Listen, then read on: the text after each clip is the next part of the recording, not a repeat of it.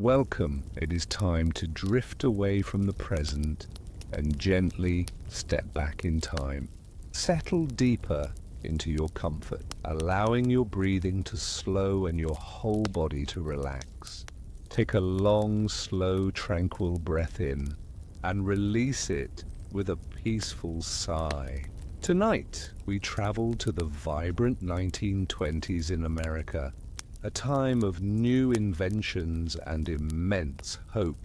This is a story of dazzling beauty and unseen danger, the true, poignant tale of the young women who painted with liquid sunshine.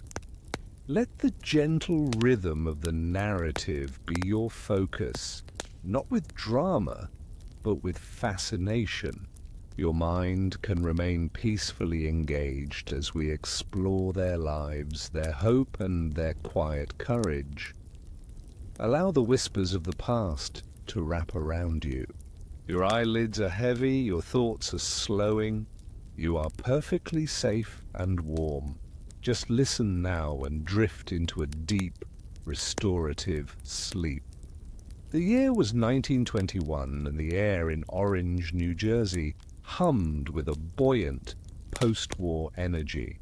America was surging into the roaring 20s, a time of flapper dresses, jazz, and intoxicating technological promise. For young women like Bessie, who had spent her youth dreaming of independence beyond the family farm, the United States Radium Corporation factory was not merely a workplace. It was a beacon of the future. The company produced a revolutionary product: clocks, watches, and military dials that glowed in the dark. The substance responsible for this domestic magic was marketed under the alluring trade name Undark. It was radium, and the girls who worked with it were the closest thing the era had to atomic age goddesses. The factory itself looked ordinary enough, a sprawling brick building, but inside the atmosphere was electric. The painters were nearly all young women, hired for their small hands and fine motor control. They sat at long communal tables, dipping fine camel hairbrushes into small ceramic crucibles filled with a paint that shimmered faintly. Even under the factory lights, Bessie, only 18, secured a job there and felt an immediate rush of pride. The pay was exceptional, 3 times the wages of most factory jobs available to women, and the work was delicate, requiring precision rather than brute strength. She was, quite literally, painting the future onto a watch face. The dial painters were the envy of their peers. They were the Radium Girls, and they earned the name not just from the material, but from the effect it had on them. When Bessie walked home on those warm summer evenings, she didn't just carry her paycheck.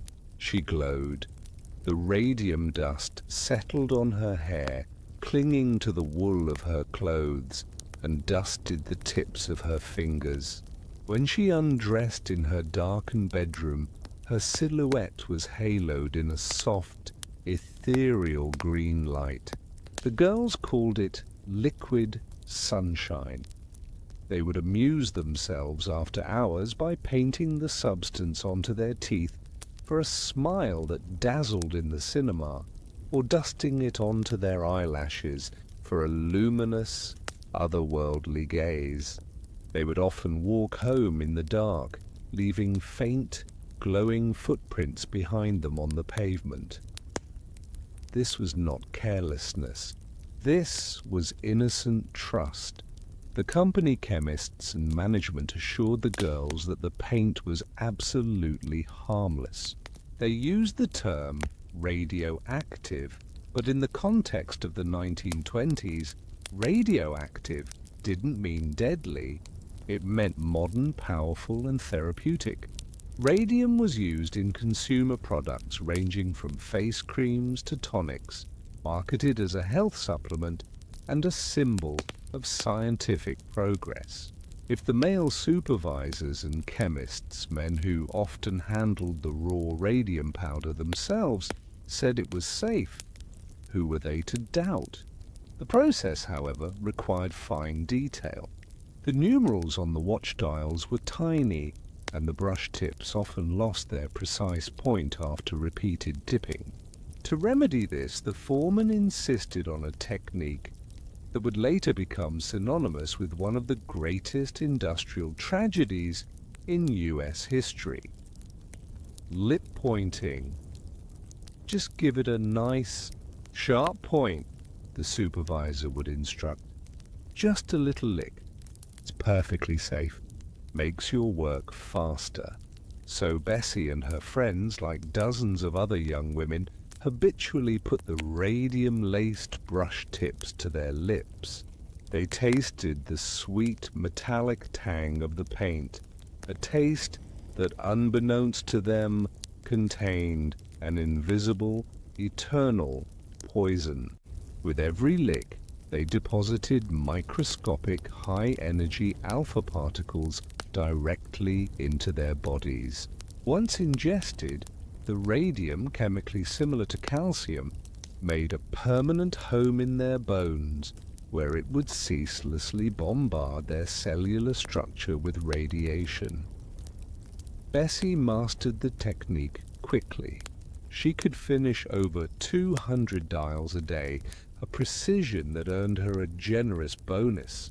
The extra money allowed her to buy a fashionable new dress, and she took her friends to the movies, the faint, shimmering glow of her hair giving her an air of mysterious sophistication. She felt successful, modern, and envied. In the blinding light of the American dream, in the optimistic haze of scientific advancement, no one looked at the dark cost. The girls were paid a fortune to paint with sunshine, and they trusted their employers completely.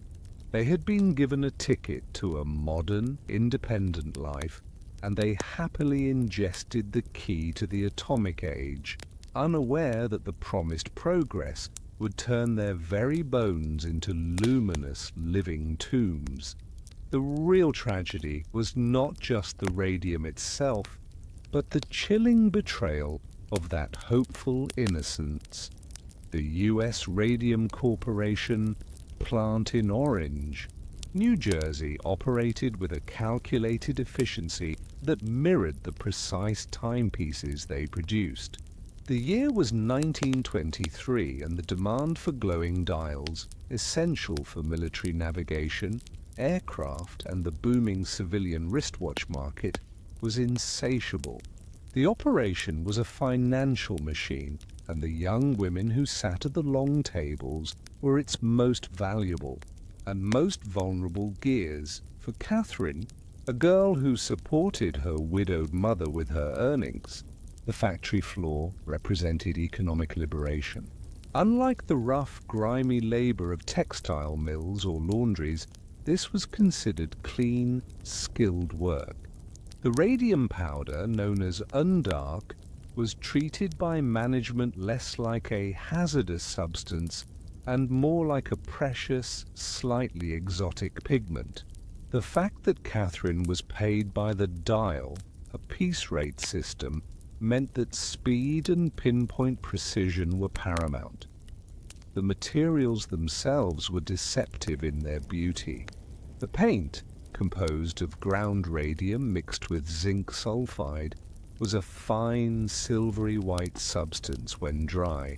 When mixed with a binding agent, it became a luminous liquid, giving off a pale, thrilling radiance. This glow was the selling point, the essence of the atomic age they were servicing. The core job was relentless attention to detail. Catherine held a delicate camel hairbrush, its bristles no thicker than a few strands of hair, and focused intently on painting the tiny, numbered grooves on the watch faces. The numbers were often no larger than a grain of rice. The fine work required absolute focus and a steady hand. The biggest challenge was maintaining the brush tip. A broad, dull brush would smear the expensive radium paint, ruining the dial and docking the painter's pay.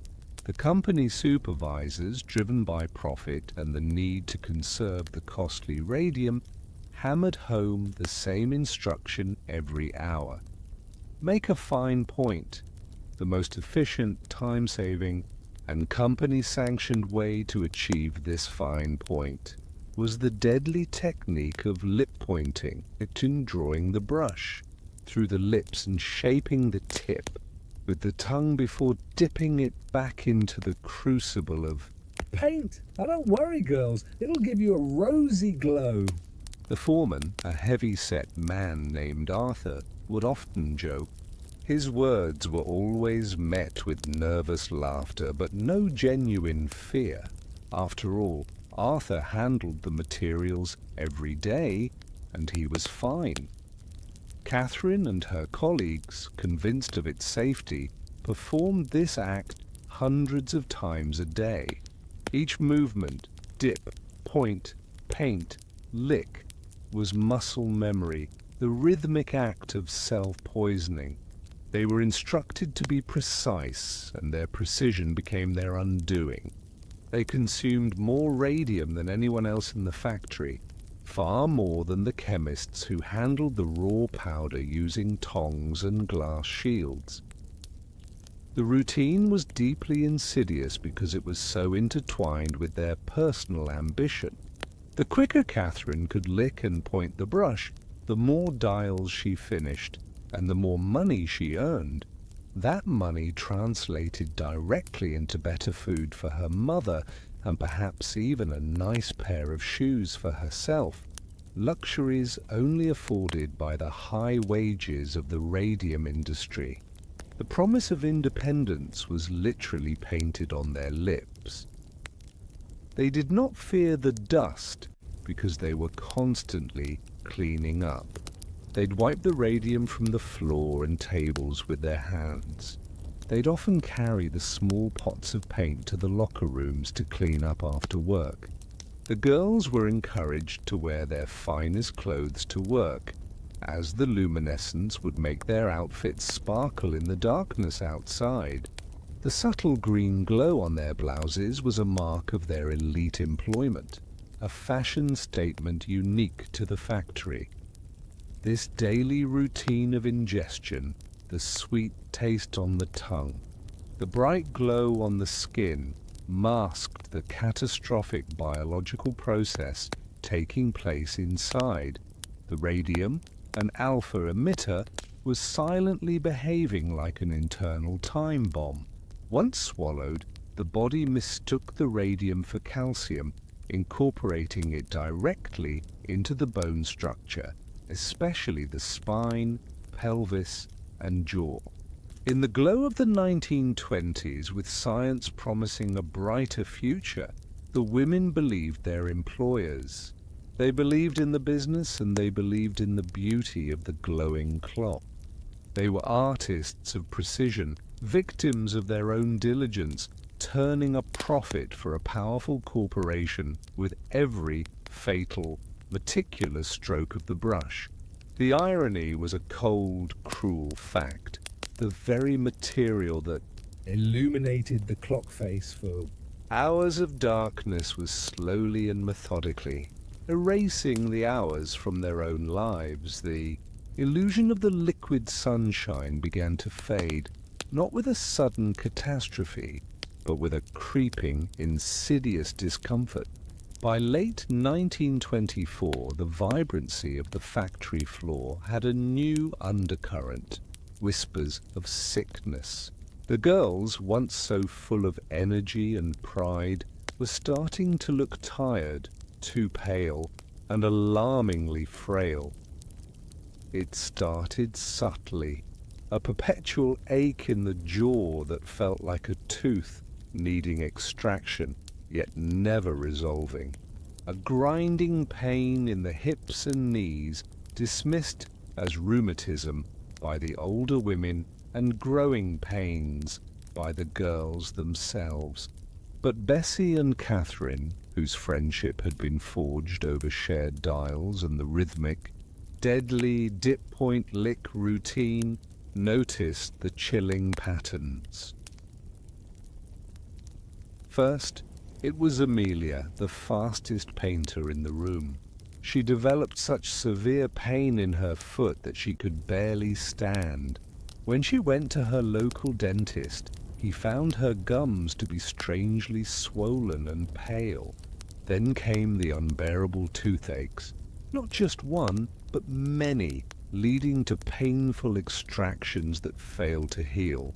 Amelia's jawbone seemed to resist knitting back together, leaving her with weeping, persistent infections.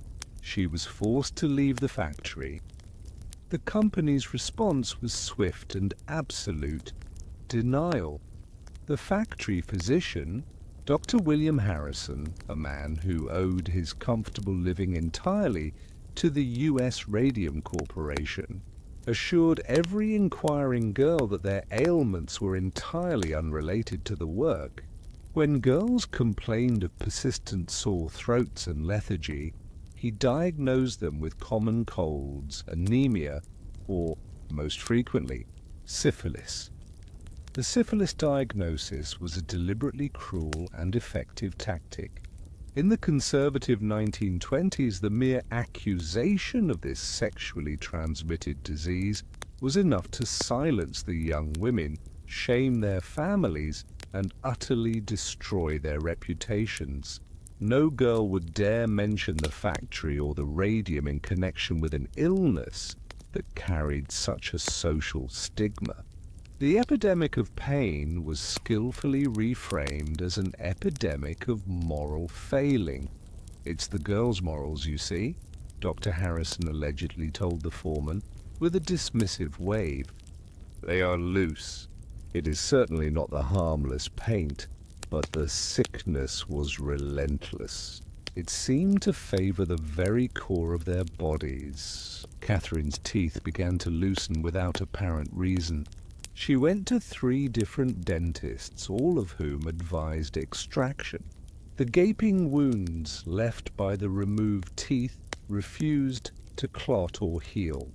They oozed pus and bled continuously, leading to a foul smell that was impossible to mask with perfume. One horrific day, Mary, another former painter who had left the company a year earlier, came back to the factory to beg for help. She was skeletal, her face drawn, and she brought an unbelievable horror with her. She showed Bessie a piece of her jawbone that had simply sloughed off from her face. The decay was so rapid and aggressive, it was consuming her from the inside out. The sight was enough to shatter the remaining trust. The girls began to talk, not just in whispers, but with terrified urgency. They compared symptoms: the debilitating back pain, the weakness in their legs, the constant fever that wouldn't break. They realized their localized ailments were in fact symptoms of a single, unseen epidemic. Management reacted to these growing fears by tightening security and circulating memos stressing the purity of Undark. They even commissioned a bogus independent study, paying off a group of doctors to publish a report stating unequivocally that the radium was inert and that the girls' conditions were attributable to malnutrition and poor sanitation. The company began replacing the sick girls quickly, isolating them as troublemakers or problem employees before their peers could grasp the extent of the danger. They needed to ensure the profitable rhythm of the dip point lick continued uninterrupted. Yet outside the factory, the trail of the dead and dying was growing. Girls who had left months ago perfectly healthy were now confined to their beds, their bones crumbling, their systems failing. The deaths were often misdiagnosed as anemia, advanced rheumatism, or unknown infections. Bessie, watching Catherine growing paler, watching the company's cynical lies grow louder, knew they were trapped in a horrifying double bind. The poison was invisible, but the betrayal was not. The only way to stop the epidemic was to break the wall of denial that the US Radium Corporation had so carefully constructed. But how do you prove an internal attack when the world's most trusted scientists and the most powerful corporations are sworn enemies of the truth?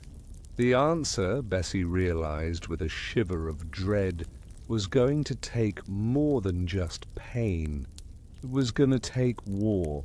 The veil of moral condemnation that the US Radium Corporation had pulled over. Its workers began to shred. Only when the sickness crossed the barrier from the way our Social sphere to the scientific one. The mounting, inexplicable deaths of young women like Amelia and Mary, certified not by the factory doctor, but by bewildered local physicians, eventually caught the attention of independent medical professionals outside the company's influence. By early 1925, the epidemic of unhealed wounds and failing organs was too visible to ignore. A pathologist named Dr. Harrison Martland, working in Newark, was asked to consult on the case of a former dial painter whose jaw had completely disintegrated. Martland, known for his relentless curiosity, began to investigate the unique symptoms reported by the girls, the deep, crippling pain that radiated from their joints, and the bizarre, continuous infections that defied all known treatments. He suspected phosphorus poisoning, a common occupational hazard at the time, but the symptoms didn't perfectly align. The breakthrough, both terrifying and pivotal, came when Martland learned of the glowing phenomenon. The girls had often mentioned, sometimes in hushed tones, how their clothes, their hair, and even their breath seemed to illuminate in the dark. Martland decided to test one of the deceased girls. Using a sensitive photographic plate in a completely dark room, he placed the plate near the body. The resulting image showed with chilling clarity that the dead woman's entire skeleton, her ribs, her skull, her spine, was emitting a persistent, detectable glow. Her bones were, quite literally, bones of light. The horror was compounded by the scientific explanation. Martland, working with other scientists, correctly identified the poison, radium. He explained that the girls had not simply been poisoned by contact, they had internally incorporated the material. The body, fooled by the similar chemistry of radium and calcium, had stored the high-energy alpha emitter directly into the bone marrow and structure. The radium, with its half-life of 1/600 years, was now acting as a permanent, internal machine of destruction. It was not excreted, it was lodged forever, ceaselessly firing radiation into the cells of their bones and the blood-forming tissue of their marrow. For the surviving girls, like Bessie and Catherine, the scientific discovery provided a terrifying clarity. They were not suffering from syphilis or hysteria. They were suffering from a continuous internal alpha particle bombardment. The pain radiating from their joints was the soundless echo of bone being destroyed and reformed into cancerous masses. The endless infections in their jaws were the result of radiation necrosis, a slow, agonizing decomposition of bone tissue that had been systematically killed by the proximity of the glowing element. The implications were catastrophic. Every minute of every day, whether they were sleeping, eating or resting, the poison was working. There was no cure, no way to extract the radium that had become fused with their very skeletal structure. When news of Martland's findings reached the factory, the U.S. Radium Corporation launched a furious counter-offensive. They publicly denounced Martland's work as unreliable sensationalism and paid a team of esteemed European scientists to publish reports contradicting his claims. They even hired a toxicologist to falsely prove that the women's illnesses were due to external factors, not ingestion. But the truth, once discovered, was difficult to bury. Martland's evidence was physical, measurable, and repeatable. The final, damning piece of evidence was the discovery that the dead girls' bodies were highly radioactive. So radioactive, in fact, that their own clothes and personal belongings could still fog photographic film years later. Bessie and Catherine, having endured the shame and the pain, now had scientific vindication. Their symptoms had a name, and the true culprit was identified. Yet the knowledge brought a cold terror. They knew the company was lying, and they knew the fate that awaited them was terminal. Their fight was no longer a personal battle against an illness of unknown origin. It was now a race against the half-life of a terrible element, and a war against a powerful company determined to ensure that the horrifying truth remained hidden beneath the skin of industrial profit. They had the science, but now they needed the law. The year was 1927. Dr. Martland's scientific findings had provided the Radium Girls with the truth. But the truth, Bessie quickly learned, was worthless without justice. The company had denied the medical findings, ridiculed the deceased, and circled their wagons with a formidable team of corporate lawyers. Bessie and Catherine, along with 3 other surviving girls, Edna, Quinta, and Albina, became known collectively as the Radium Five. Their shared physical pain was now joined by a shared legal agony. They resolved to sue the U.S. Radium Corporation, but this was a daunting, almost impossible undertaking. In the 1920s, workers had virtually no legal recourse against their employers for occupational illness. Workers' compensation laws were weak, and the statute of limitations for personal injury, the strict time limit within which a lawsuit must be filed, was typically only 2 years. Since the girls had been working and falling ill over several years, the corporation argued that their time to sue had long expired. The true giant they faced was not just the company's legal department, but societal indifference and powerful economic pressure. Bessie and Catherine walked the streets of Newark, New Jersey, visiting attorney after attorney, their physical appearance growing more shocking with each passing month. They carried X-rays showing the white, radioactive substance lodged in there, bones and medical reports detailing the gruesome jaw decay. Yet, lawyer after lawyer refused them. One lawyer cited the difficulty of proving a causal link between an ingested substance and illness that appeared years later. Another claimed the case would take too long and the girls would die before any verdict was reached. All of them feared the powerful political and financial connections of the U.S. Radium Corporation, which employed hundreds and was viewed as a pillar of American industry. The case was considered unpopular and unwinnable.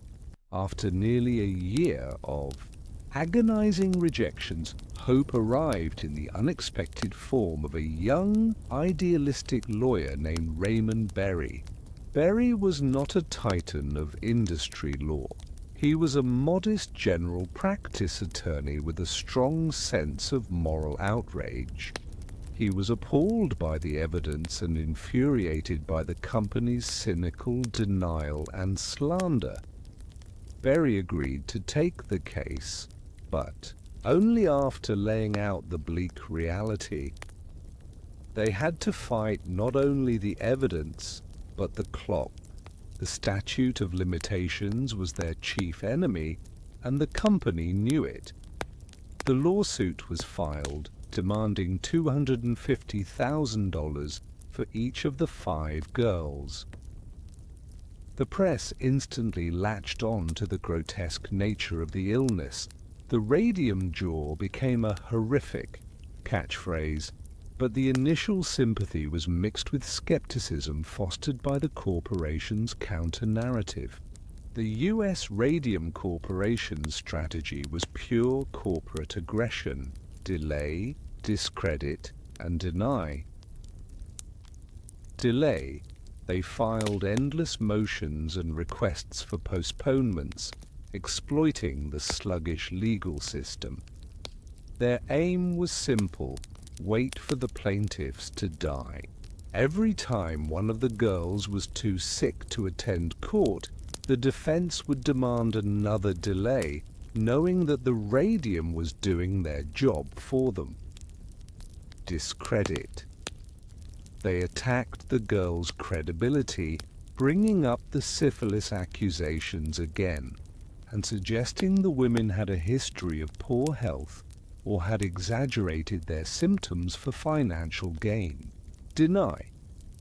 They hired their own stable of high-profile, respected scientists who testified that radium was a valuable medicine and that the alpha particles could not possibly leave the gut, a direct and knowing lie against Dr. Martland's demonstrable scientific proof. Bessie, now confined to a wheelchair, and Catherine, whose teeth were almost entirely gone, found strength not in their failing bodies, but in their unified resolve.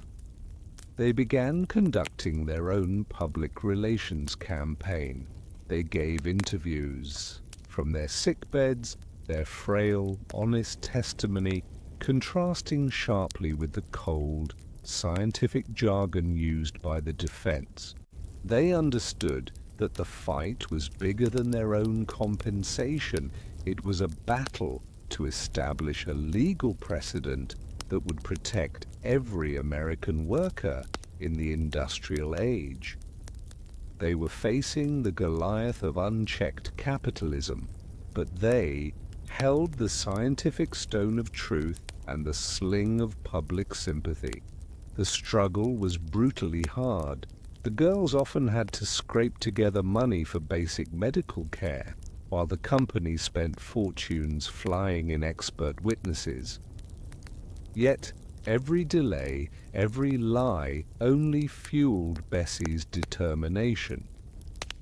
She realized that the true measure of their worth was not the price of their compensation, but the sheer volume of fear their pursuit of justice was generating in the hearts of the corporate giants who thought they were above the law.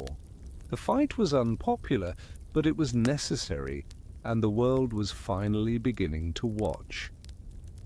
For the Radium-5, the enemy was no longer invisible poison, it was the calendar. By late 1927, the U.S. Radium Corporation's legal strategy had become ruthlessly clear: delay the trial until the plaintiffs were dead. The most critical weapon in the company's arsenal was the statute of limitations. a legal technicality stipulating that a personal injury claim must be filed within 2 years of the injury occurring. The defense lawyers argued that the injury occurred the moment the girls first ingested the radium years ago, and therefore their time to sue had long expired.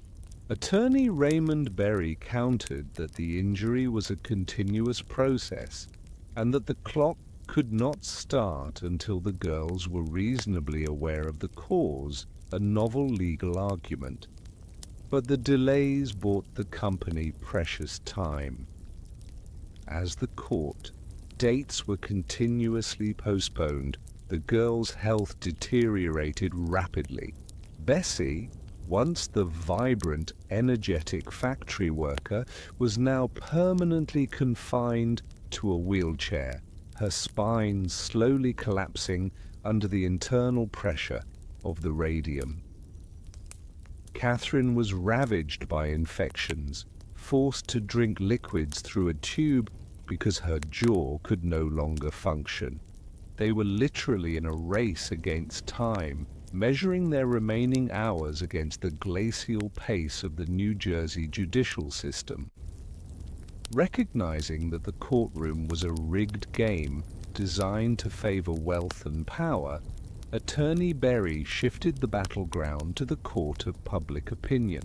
They needed the press to put so much public pressure on the U.S. Radium Corporation and the presiding judge that further delays became politically untenable. The story was sensational. Journalists, particularly those from muckraking tabloids and national newspapers, flocked to the small, humble homes of the girls. Bessie and Catherine, often too weak to leave their beds, gave interviews that captured the nation's attention. The contrast was staggering. On one side, the image of a faceless, wealthy corporation protected by layers of expensive law. On the other, the haunting image of the dying girl painters who looked like living skeletons, but spoke with dignified, unshakable truth about corporate betrayal. The press coverage focused heavily on the tragic irony of their illness. These young women, paid to make clocks glow, had been cheated out of their own time. They painted the hands of the clock for all the world to see, yet the very life they were supposed to measure was being stolen, minute by radioactive minute. A New York newspaper editorial. Public opinion began to turn fiercely against the U.S. Radium Corporation. The syphilis rumors, once so effective at silencing the girls, were now drowned out by the undeniable medical evidence and the visual horror of their suffering. People were outraged not only by the poisoning, but by the callous legal maneuvering intended to deny them justice in their final days. The company tried to fight back, releasing statements that claimed the girls were being manipulated by their lawyer and that the radium connection was unproven. But the image of the wealthy factory owner comfortably dismissing the suffering of a wheelchair-bound young woman was too potent. The public demanded action. The mounting media scrutiny finally forced the judge to set an unmovable date for the trial. This victory was short-lived, however, as the girls' physical reality was catching up to them. During a pre-trial hearing, Catherine, struggling for air, collapsed on the courthouse steps. The image, captured by a waiting photographer, of the frail, fallen woman became the single most powerful photograph of the entire struggle. It showed, more effectively than any legal brief, that the ticking clock was about to run out. Facing overwhelming negative publicity and the imminent, emotional spectacle of the girls testifying from their deathbeds, the company's legal defense began to crumble. They recognized that the sight of the dying girls, combined with Dr. Martland's undeniable evidence of the glowing bones, would be a public relations disaster that could cost them far more than any settlement. The company finally signaled a willingness to negotiate. The girls had battled the giants of American industry, not with legal precedents, but with raw public sympathy and the simple, undeniable evidence of their sacrifice. They had turned their personal tragedy into a national moral crisis, winning the public relations war just as they were losing the final battle against the disease. The stage was set for a final, desperate confrontation outside the courtroom. The intense scrutiny generated by the press campaign finally forced the U.S. Radium Corporation to the negotiating table in June 1928, just as the trial was scheduled to begin.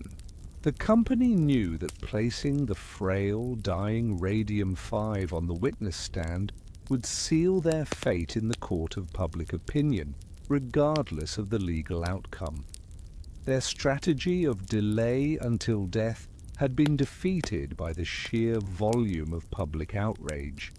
The settlement was swift, final, and historic. For Bessie, Catherine, and the 3 surviving girls, the terms were immediately tangible yet tragically limited. Financial compensation. Each girl was awarded $10,000 in a lump sum, a considerable sum at the time, equivalent to over $180,000 today. Lifetime annuity. They would receive an annual payment of $600 for the rest of their lives. Medical expenses. The company agreed to pay all past and future medical and dental expenses related to their radium poisoning. While the financial compensation was modest given the irreparable harm, the crucial victory lay in the total admission of responsibility implied by the settlement, and the requirement that the U.S. Radium Corporation publicly state their commitment to making the workspace safe for their remaining employees. Attorney Raymond Berry and the girls viewed the outcome not as a monetary triumph, but as the establishment of a precedent for protection. They had cracked the foundation of corporate immunity. The settlement agreement marked a seismic shift in American labor law principles. Prior to this case, if an employee contracted an illness in the workplace, the burden of proof lay entirely on the worker, who had to prove the company was negligent, a near impossible feat. The radium case changed the narrative. The continuous injury principle, the legal battle successfully challenged the strict 2-year statute of limitations.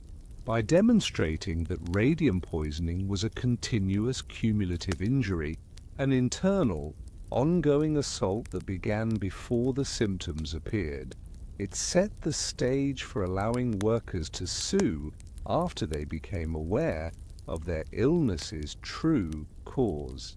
This was a direct strike against the delay until death tactic, occupational disease as a corporate responsibility. The case forced courts and eventually state legislatures to recognize occupational diseases as legitimate, compensable injuries.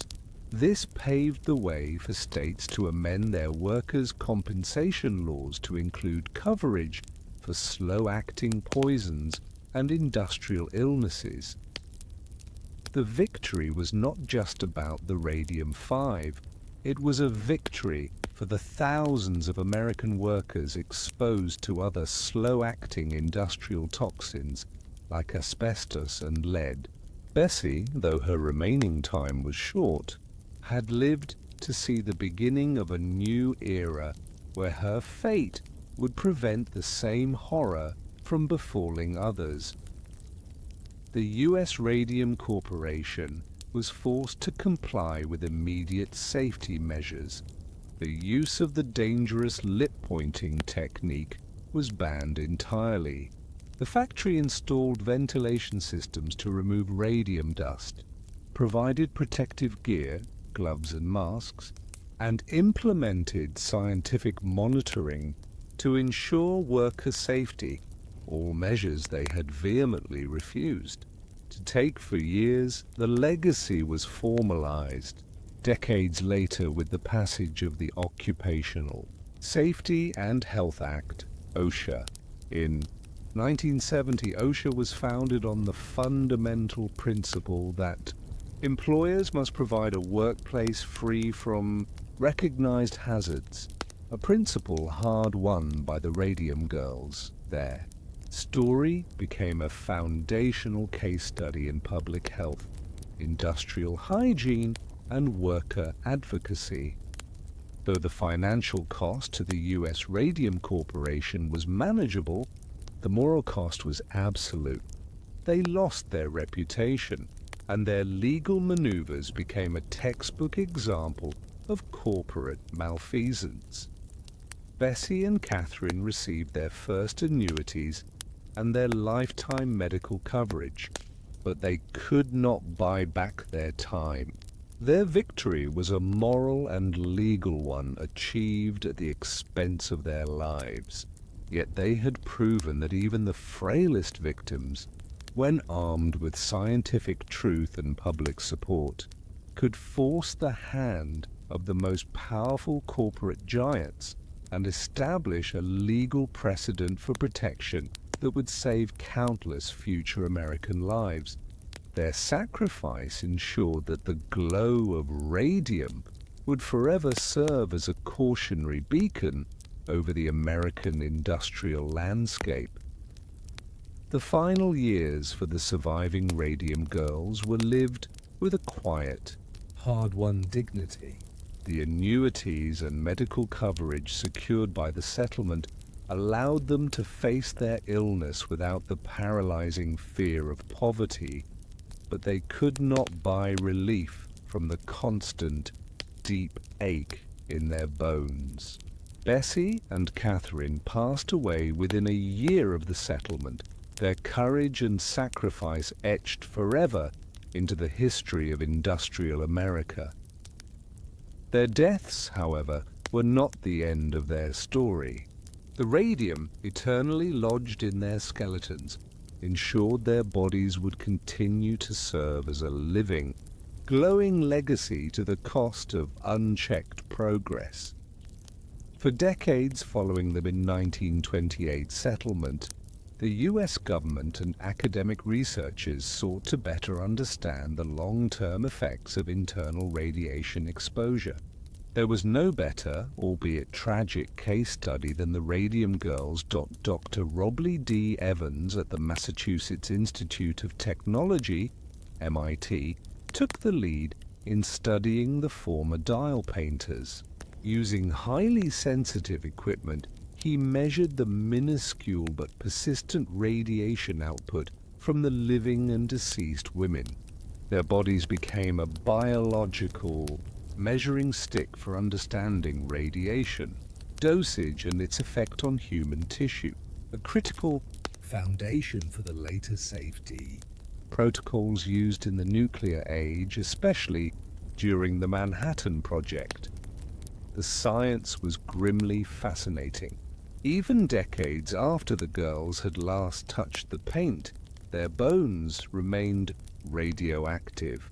Their sacrifice inadvertently provided scientists with essential data that shaped the guidelines for acceptable radiation exposure, saving countless lives in subsequent nuclear industries. The very material that killed them ultimately protected others. The cost of their progress was measured in the lives they saved. The physical evidence of their suffering also became a permanent fixture of remembrance. The graves of the Radium Girls were marked, sometimes with simple stones, but always with the knowledge that the ground beneath held an eternal, silent secret. For decades, scientists could detect the radioactive residue in the soil above their burial sites. The greatest part of their legacy, however, was in the courtroom and the factory floor. The Radium Girls' story became the seminal case in establishing industrial hygiene as a necessary field in American business. It taught a brutal lesson that scientific assurance from a company must be met with independent scrutiny and legislative protection. Industrial hygiene. Their suit led directly to the creation of the first real safety standards in factories that handled toxic materials. Employers were forced to provide protective equipment, better ventilation, and, crucially, to test workers for contamination. Labor rights, the girls' relentless battle against the statute of limitations, was instrumental in forcing changes to state laws, ensuring that victims of slow-acting occupational diseases had the time to seek justice. They helped dismantle the legal framework that protected negligent employers. The Radium Girls, primarily immigrant or working-class women with limited education, became accidental pioneers. They were not scientists, but they forced the advancement of toxicology. They were not lawyers, but they rewrote the rulebook for corporate accountability. Today, the story of the Radium Girls serves as a haunting moral tale in every public health and legal textbook.